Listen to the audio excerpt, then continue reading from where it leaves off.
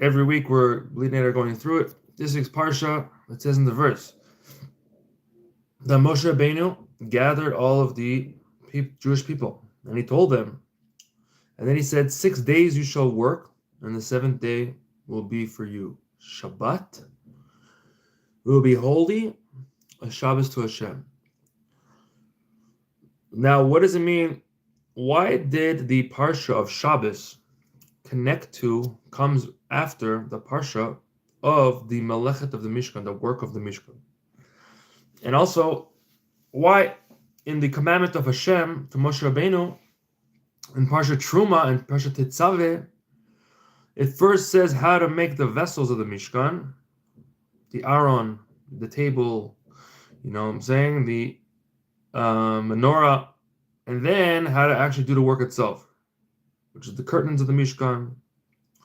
And then in Parsha Kitisa, last week's Parsha, it says you shall keep Shabbos. So if we look at what's happening, first the Torah brings the vessels, and then the curtains, and then after the guarding of Shabbos itself. But over here in this week's Parsha, Moshe Rabbeinu commanded the Jewish people, when he gathered them together, he did the opposite order. First he said, keep Shabbos, and then he talked about how to do the malachas in the Mishkan, and then afterwards how to do the vessels. Okay, so it says in the Pasuk, Asuli migdash v'shachati b'tocham.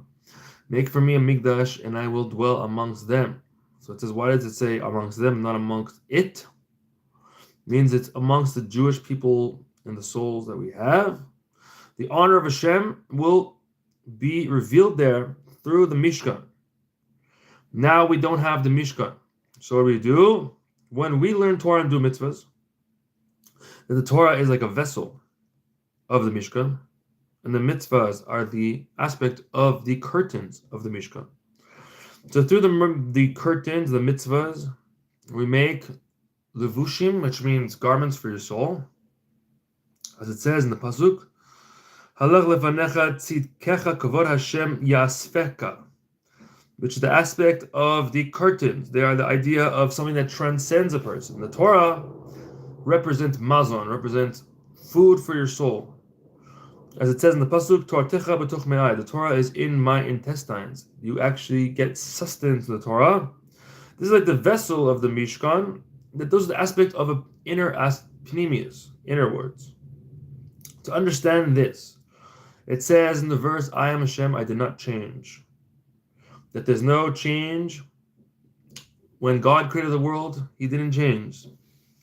Just like he was one before the world is created, so too after the world is created, he is one. Which means no change did the world make on Hashem, God himself. Why?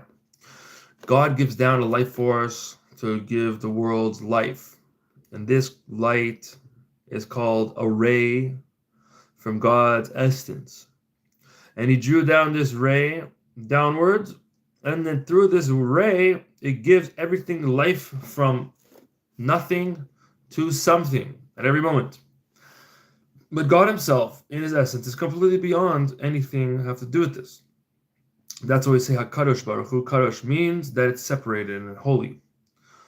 Even though it says, V'ata mechayeh et kulam, you yourself give life to everyone, the main life force that we receive in this world is only a ray from God's light. And this ray comes from God's attribute of malchut, which basically means kingship. Now, what does that mean? It says in the Pasuk, Malchut cha, malchut kol olamim, that the life force of all the world comes from Malchus. Now, that Hashem is called a king on him, okay, because he's giving them life. That's what we say in the verse, Yishtabach Shimcha La'ad Malkeinu, which means that the attribute of the Malchus, which is the kingship, which is God's name, so to speak, goes forever. It doesn't end. Because the midah of the Malchus is also an infinite aspect, because it's a ray of Hashem, and therefore it's like Hashem, and therefore it has infinite quality also. This is what we say before we say Shema every morning. It says, Mashmi'im b'yira yachad b'kol divrei Elokim chayim melech olam. That we only are able to understand what's called Elokim Chaim Melech Olam, that God is the God of life and the King of the world. We have a grasp on that.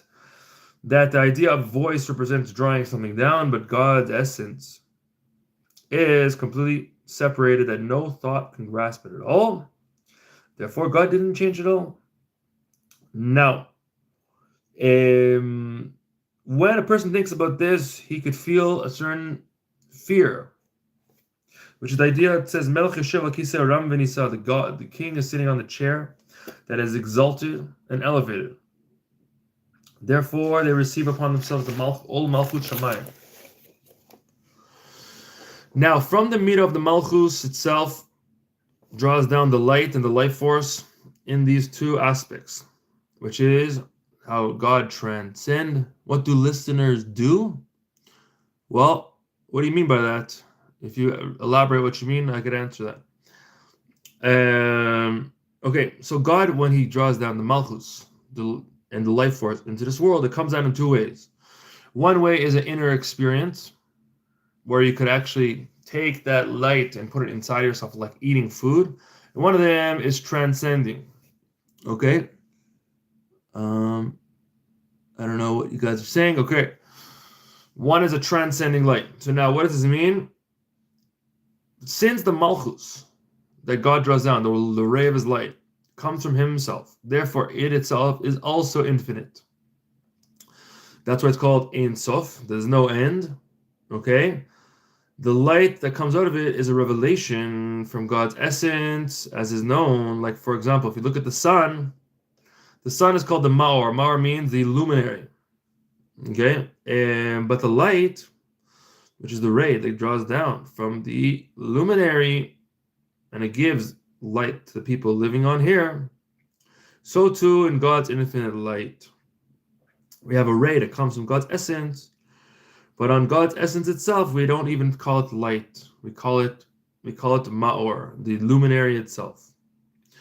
Because the light is also infinite, therefore, Yifshar la'olamot, the world cannot receive inside of it the light, because if we got the light the way it is, we wouldn't exist. Therefore, the light comes down in a way that it transcends us, and through a great tzimtzum, a great contraction, we're able to receive some type of limited light to come into the world, and that's the light that goes and encloses up in the world. Okay? Now, why did all the Kabbalistic masters tell us that God's life force, the way it gets drawn down into the world, is called light? Why do they use the word light? Because it says in the words Or Ein Sof, the infinite light, the light without an end. Okay, why is that? Why is it called that? Now, there's a few reasons for this.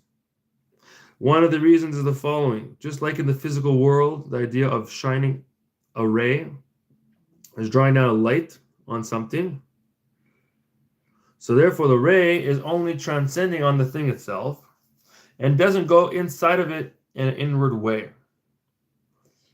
Therefore, the ray is a revelation from something that was concealed. For example, let's say you have a cloud and you don't have the sun that's shining. It's completely concealed.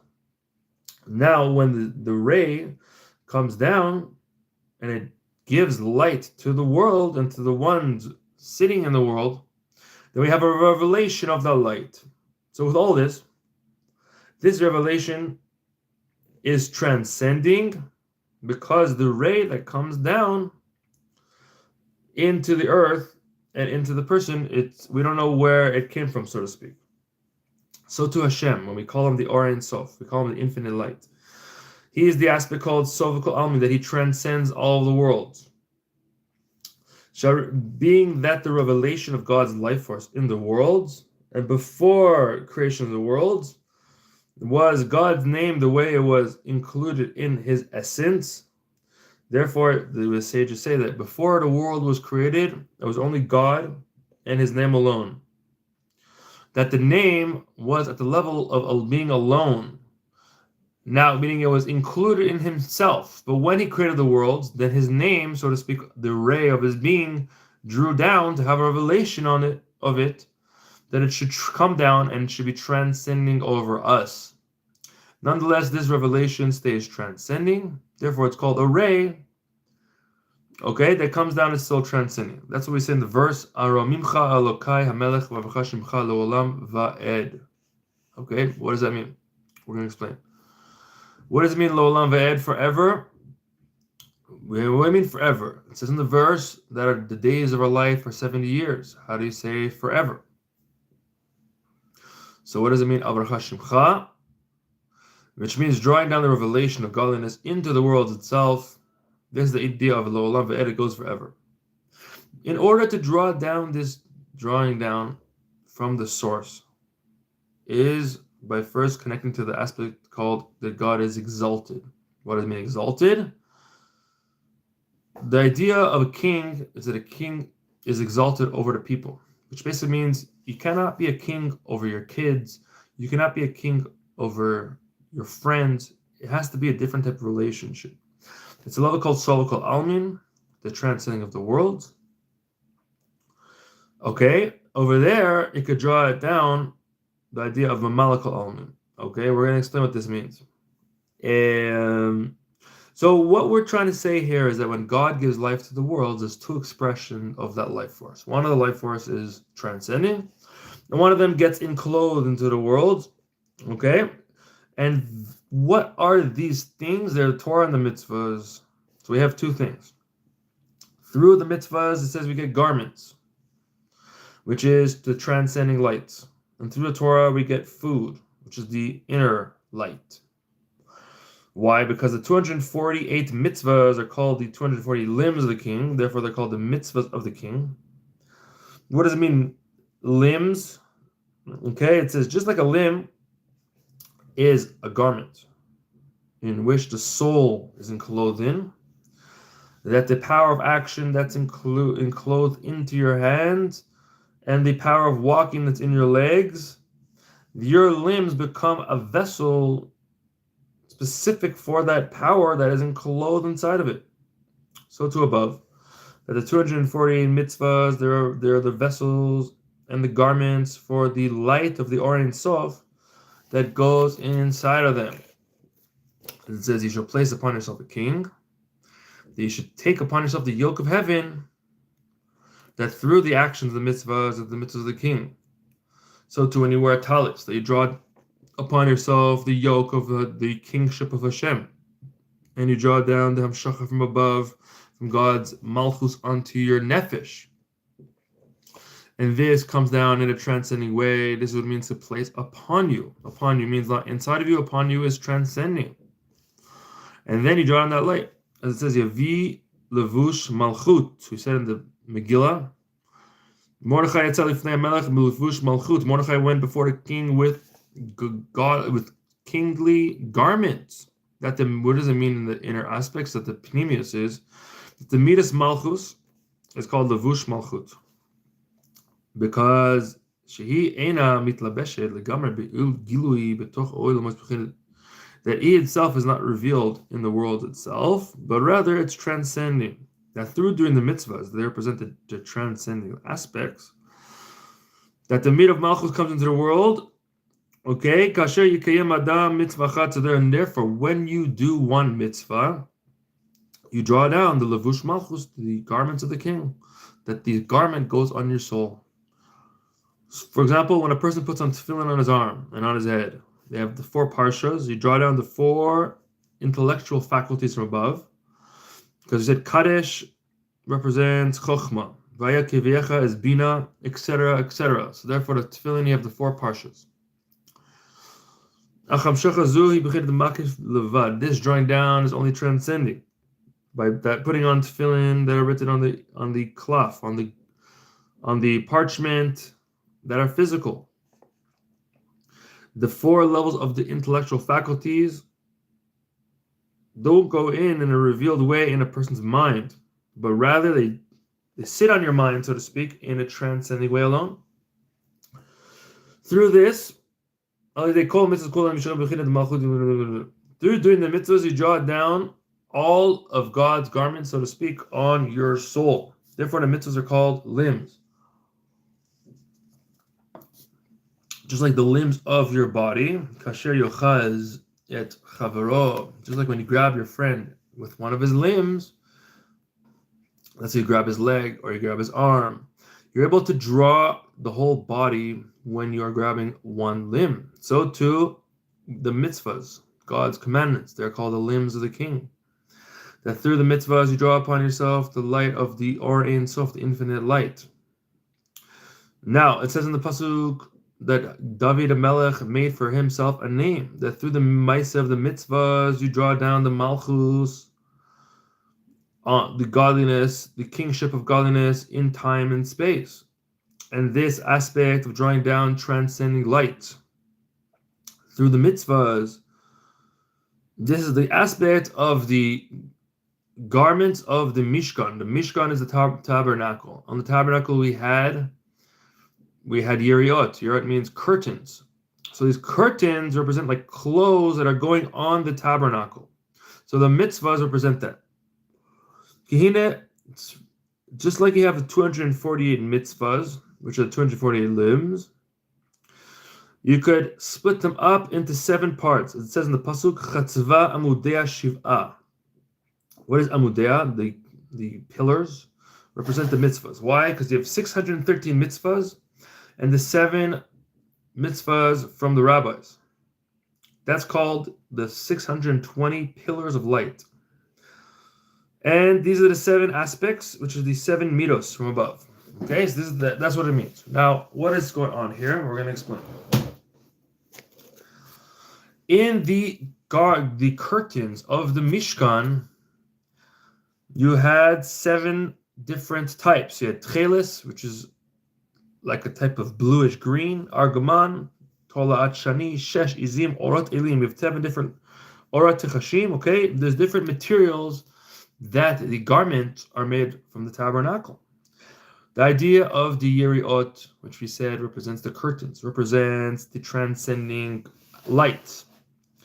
And then these are the mitzvahs that are 7. And so too we have the garments of Mordechai. It says, Mordechai Yatza, Bilvush Malchut Chet V'chur. It lists 7 things. So therefore, when you're doing the actions of God's commandments and you're doing the mitzvahs, which is drawing down the transcending lights, which is the aspect of the curtains. But what happens is your soul doesn't feel an inner connection to it. It only transcends you. But through learning Torah, you draw down an inner light, that it should go into your soul itself, that it should give sustenance to your soul. As it says, Tortecha b'toch me'ai.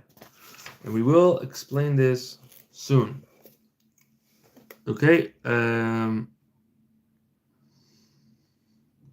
should we continue here, guys? So yeah, we'll continue more. So now, before we explain the details of the Indian of the Torah, we have to understand what is Shabbat. Okay, every week we have Shabbos. That the idea of Shabbos was connected to the Melech of the Mishkan. When God told Moshe Rabbeinu, and Moshe told the Jewish people, he said, you got to do the curtains, you got to do the vessels, and you got to do the Mishkan, and then Shabbat. But Moshe Rabbeinu said Shabbos first, and he switched the order. So now why is that? The sages say in the Gemara, it says, Shabbat nitosef b'chol echad v'echad mi'Yisrael neshem etira. When Shabbos comes, every single person gets an extra soul.